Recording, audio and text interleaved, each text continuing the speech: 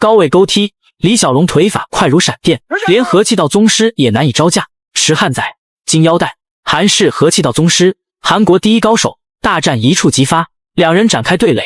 左边池汉宰所使为和气道剑手起势，右边李小龙为截拳道右前式自由站姿，前手标指佯攻，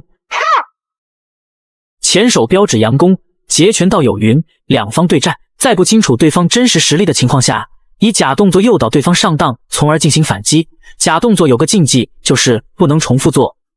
胯部侧踹，李小龙上为外侧格挡，同时后跳拉开安全距离，下为外侧格挡截击。池汉宰亦想用勾踢攻击对手，李小龙提前拦截了对方的攻击，同时对手的破绽也暴露出来。此时李小龙若来一记侧踢或是扫堂腿，对手不去掉半条命也会重伤。然而李小龙并没有这么做，前手佯攻，池汉宰的防御依然没有向头部转移。下一招，李小龙必然会重击对手头部，直拳虚晃，勾拳爆头。注意看这幅图，李小龙的拳术非常快，摄像机拍出来都是残影。这么快的攻击速度，与其平时的训练方式密不可分的。勾踢爆杆，连续高位勾踢，再次把池汉宰逼退。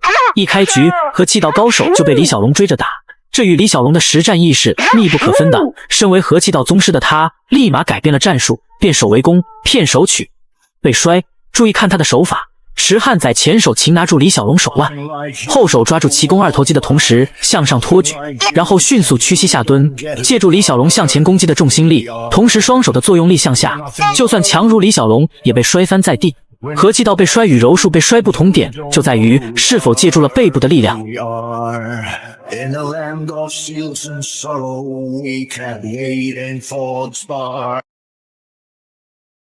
起身再战，再次被掀翻。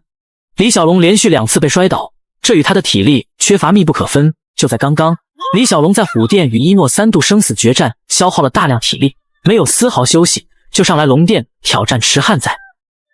李小龙以右直拳攻向对方，池汉宰以同样的方式擒拿住李小龙手臂，2次的成功使池汉宰信心大增，准备给李小龙第3次翻摔。勾拳重击腹，抱腿摔，重拳抱裆。在实战中寻找对方弱点是李小龙最大的优点。前手佯攻假动作，前踢，蓝手直冲拳，蓝手翻背拳，侧身下砸肘。注意看这幅图，池汉宰的右手一直都被李小龙屈臂控制住，失去手臂的和气道高手就如失去金箍棒的孙悟空。和气道讲究以动制动，以对手的动能反制对手。下砸肘重击腹，一套组合攻击打得对手毫无还手之力。高位勾踢，身臂拦挡的同时迅速弓步下前，此时对手当位露出致命破绽位置，李小龙必然不会放过绝佳攻击时刻。直拳抱裆，箍颈跑摔，剑手突刺，拉手抓一抛摔，拉手勾踢爆头，后退拍防，高位勾踢，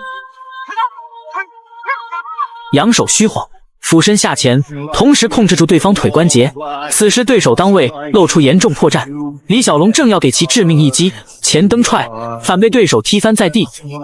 勾脚抱头，正蹬踹击扼，正蹬踹击扼，3连重击直接把池汉宰击翻在地。截击冲拳，碎背。池汉宰全身经脉尽断，再没有一战之力。和气道被称为最强防御技法，号称以柔克刚，防守反击之王。然而在截拳道面前依然无法取胜，这也许就是李小龙先生的伟大之处。截拳道是结合各家武术之所长创立出来的竞技法，前无古人，后无来者。